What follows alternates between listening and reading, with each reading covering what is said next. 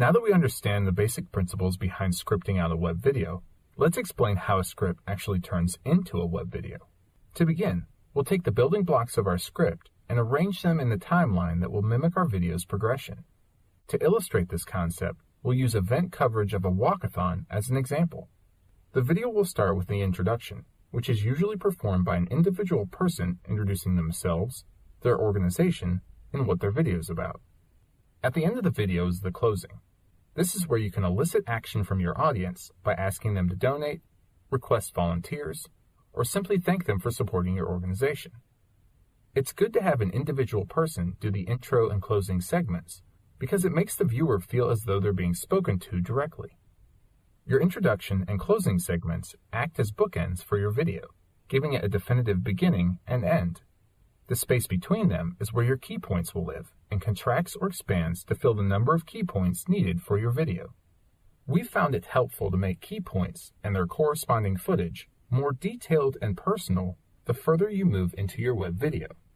This helps build momentum for the closing call to action. Now for the intro and closing, we use video of a person speaking their scripted lines. But for the bulk of the video, we'll use a variety of relevant footage to keep things visually interesting and add a narrator on top of that footage to pull it all together. In this manner, we get to see lots of great footage and hear your message exactly as you intended, since you don't have to worry about people messing up their lines. After the introduction, the voiceover for the first key point provides a general overview of your organization's walk-a-thon, discussing topics like the purpose of the walk-a-thon, how many consecutive years running, and so on. The footage captured for this key point should be general as well, panning shots of the giant mass of people to convey the size and location of the event, while showing people warming up, stretching, and lining up to run. The next key point gets more detailed by elaborating on the number of participants and money that they've raised. The footage for this key point should begin to get more personal as well. It's no longer about the giant mass of people, but instead focusing on smaller groups of runners in the heat of the race. The third key point gets very intimate by focusing on personal testimonies.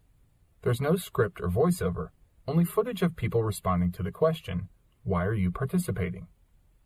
This leads wonderfully into the closing segment, where you can explain the service or program that will benefit from the money raised and thank everyone for their participation. By scripting out your video, you can begin to visualize what the final product will resemble. Your script also helps you identify specific footage needed prior to the event so that filming it doesn't get overlooked in the hustle and bustle of the event.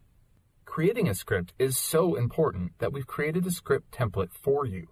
You can download it for free from our website, and we'll go over it in greater detail in a later episode. In the next episode, we'll show you how adding voiceovers to relevant video footage is one of the best ways to narrate your script's key points so that they don't get mangled while filming.